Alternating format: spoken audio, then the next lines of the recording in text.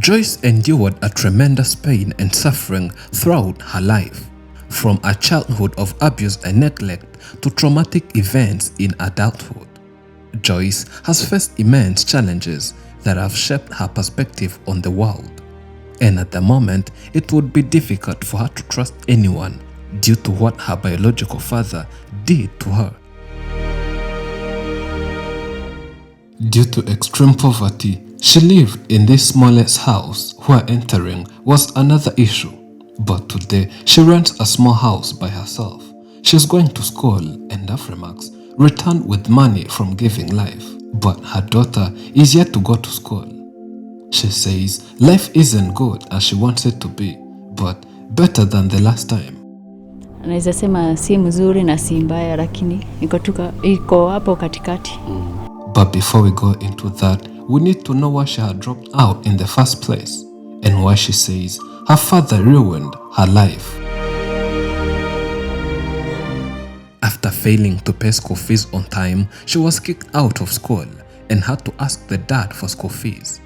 She hoped this would be easily fixed in a decent way so that she would soon go back to school.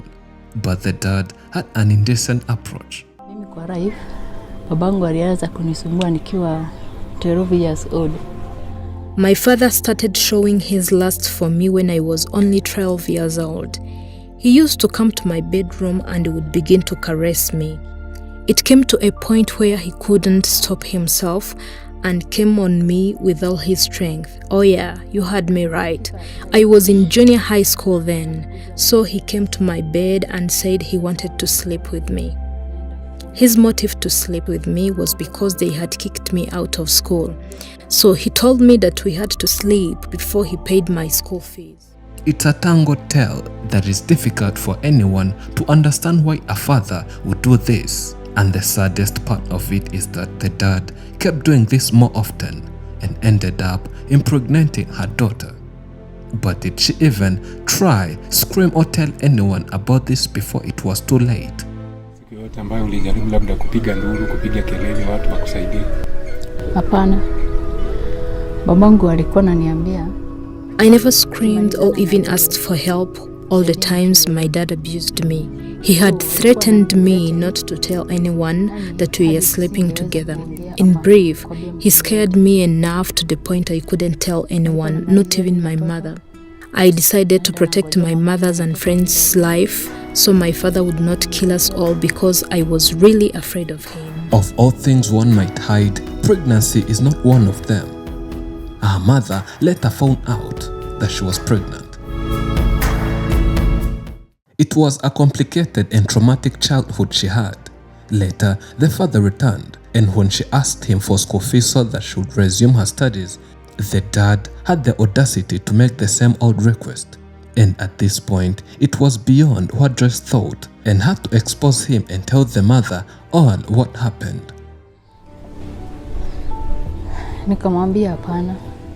After getting tired of being abused, I told him I would never sleep with him ever again and left. Therefore, I went to the village leader, told him about what my father did to me, and explained that the child I had was my father's. He immediately broke into tears because it was complicated for him to understand. He asked me if my mother was at home. I told him my mother had gone to work. He immediately called her and my mother came. As soon as my mother heard the story, she fell into a coma. She then filed her case to the court, where the father denied all the accusations, labeling them as false, and the court ordered for a DNA test that had to prove wrong the dad, and he was found guilty, taken to prison. But even then, he kept threatening this family, saying upon his release from the prison, he will kill the daughter.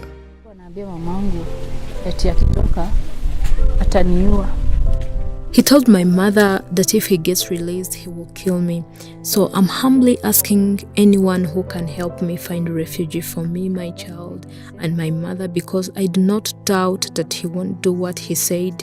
Our relationship with her father and her daughter is still a mystery that is yet to be solved.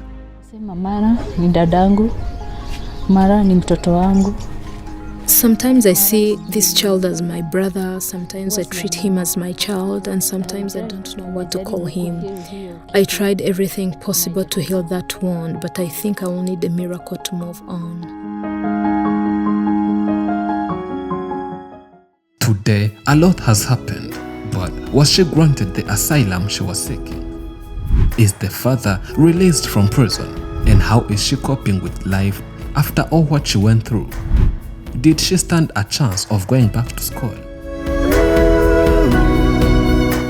Joyce needed financial support, and luckily, some more wishes contributed. This is the update.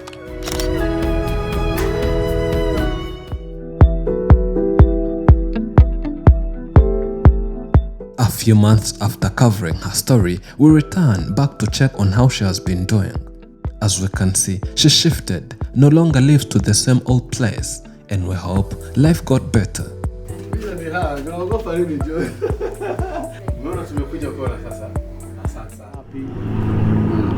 Kwa majina ni Joyce Waithira Ngugi, na hapa tuko pande ya Nakuru na mko karibu. The 25-year-old says that at the moment, she can't say life has changed. It's neither good nor bad, because she still has some burdens. Naweza sema si mzuri na si mbaya, lakini iko hapo katikati. How? So kaa ni pande ya school fees sijaweza kulipa, kaa ni pande ya nyumba sijaweza kulipa.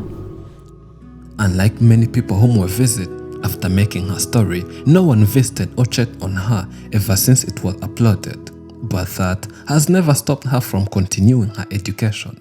She is studying and doing well in class. However, along the way, there has been some challenges. Kwa shule, pia kuna challenges. Juu, sometimes mnakuwa na wanafunzi, sometimes kuna subject hausikii, sometimes mnatoka na stress kwa nyumba. So, unaona, lakini tunajikaza na tunasoma. After the interview, she says the feedback from the society was not cruel or hard as she thought it to be. But many people told her to be strong, keep moving. Joyce believes that her education will be helpful in the coming future, adding that when she gets some capital, she will establish a small business here. To be precise, a small restaurant, and she affirms it will be helpful as she'll be waiting for a good job offer. We never return empty-handed, and this one here is one of our gifts to her. A good giving life t-shirt. Kako very clean, kako very smart. Yeah, nimefurahia. Well, it's not only a t-shirt. After publishing her story, Good Samaritans contributed and would deliver all funds gathered. Nimefurahia. Yenye mtu alitoa, Mungu ambariki, na ndio hii imeshanifikia. So hamkutolea kwa barabara. Yes. Imeshanifikia, nimesema Mungu ambariki. She's going to use this money to help her in finding some necessities and other basic needs. However, she adds that this amount of money is not enough, and she really needs more. She's about to finish her studies. She's a mother who has to raise her baby, so she would like to request people to keep supporting her. Niko tu bado na challenges. Juu namalizia shule. Sina job, yani sina mali ya kwenda ama ya kufanya. Then the second thing niyo ya mtoto. Nataka nimpeleke ina good school, mali nitakuwa nakaa na yeye kwa mchana, si ati saa kaa kwenye yako tunaonana tu akifunga. Kaa inawezekana tukakaa na yeye for the whole night. Tunaongea, Let's keep supporting her by donating on the Giving Life link found in description and pinned in top comments. We are reminded of the incredible resilience of the human spirit. Despite the pain and suffering that life can bring, our subjects have shown us that it's possible to find meaning, purpose, and even joy amidst adversity. Their stories have touched our hearts and inspired us to keep going, even when the road ahead seems impossibly difficult. Thank you for watching. I'm Elijah and this is Afrimax English. Remember to subscribe.